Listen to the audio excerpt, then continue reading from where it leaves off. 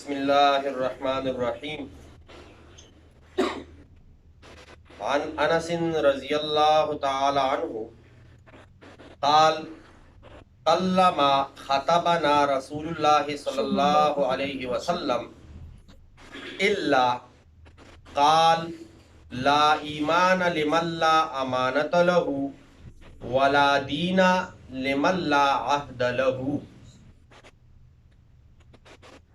حضرت انس رضی اللہ تعالیٰ عنہ سے روایت ہے، فرماتے ہیں کہ بہت کم ایسا ہوا، قلما بہت کم ایسا ہوا کہ نبی علیہ الصلوۃ والسلام نے ہمیں وعظ کیا ہو، نصیحت کیا ہو، خطبہ دیا ہو اور اس نے یہ نہ کہا ہو کہ لا ایمان لمن لا امانت له، جو امانت دار نہیں ہے اس کا ایمان نہیں ہے، ولا دینا اور کوئی دین نہیں ہے، لمن اس کا لا عہد لہو جو وعدہ پورا نہیں کرتا، جو وعدے کو توڑتا ہے، اس کا کوئی دین ہو، کوئی مذہب نہیں ہے، کوئی مسلک ہو اور کوئی ایمان نہیں ہے اس شخص کا جس کا امانت ہو، امانت دار ہو۔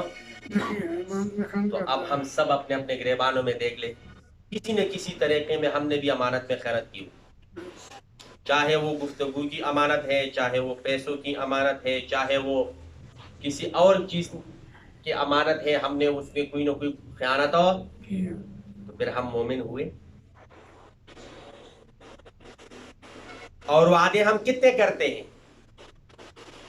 وعدے بھی توڑتے ہیں، تو پھر ہمارا کوئی دین ہوا؟ جو سارے چپ۔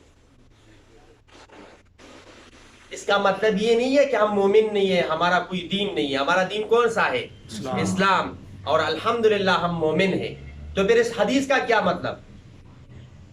اس کا مطلب اب یہ ہے کہ یہ جو لا ہے نا، لا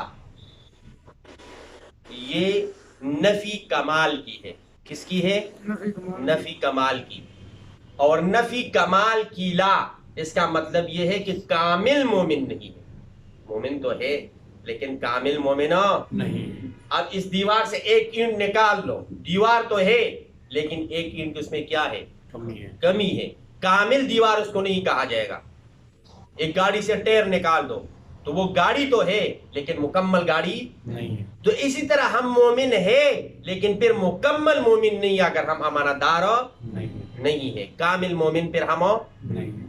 اور اگر ہم وعدے توڑتے ہیں، وعدہ وفا نہیں کرتے، تو ہمارا دین تو ہے دین اسلام لیکن کامل پھر ہم دین پہ چلنے والے نہیں ہیں۔ حدیث سمجھ آ گیا؟ لا ایمان لمن لا امانت لہ۔ حضرت انس رضی اللہ تعالیٰ عنہ فرماتے ہیں کہ بہت کم ایسا ہوا یا ہوگا کہ نبی علیہ الصلوۃ والسلام نے ہمیں خطبہ دیا ہو اور یہ نہ کہا ہو کہ اس شخص کا ایمان نہیں ہے جو امانت دار نہیں ہے، ولا دینا اور اس شخص کا کوئی دین نہیں ہے، لا عہد لہو جس کا کوئی وعدہ نہ ہو۔ اللہ رب العزت ہمیں امانت دار بنائے اور ہمیں وعدہ پورا کرنے والے بنائے۔ آسان سی بات ہے، اس حدیث کا اگر ہم مخالفت نہ کریں تو آسان سی بات ہے کہ نہ رکھو اپنے پاس امانت۔ اگر پیٹ کا چھلکا اتنا کمزور ہے کہ کوئی بات ہی پیٹ کے اندر نہیں ہضم کر سکتے، پیٹ خراب ہو جاتی ہے، تو پھر اپنے پاس کسی کی بات نہ رکھو، اس کو کہو بھائی میں ہر وقت منہ پٹ ہوں، بات نکل جاتی ہے، میرے سامنے نہ کرو۔ یا اگر کوئی پیسے آپ کے پاس رکھنا چاہے اور آپ کو پتہ ہے کہ میں ہاتھ مارنے والا ہوں تو پھر نہ رکھو اپنے پاس پیسے۔ اور اگر آپ کو یقین ہے کہ یار یہ وعدہ میں پورا کر سکتا ہوں تو پھر کسی سے وعدہ کرو، اور اگر آپ کو یقین نہیں ہے تو پھر کسی سے وعدہ نہ کرو۔ کوشش کریں گے نا انشاءاللہ اللہ رب العزت ہمیں اس حدیث پر پورا عمل کرنے کی توفیق عطا فرمائے کہ ہم امانت دار بھی بنے اور دیندار بھی بنے۔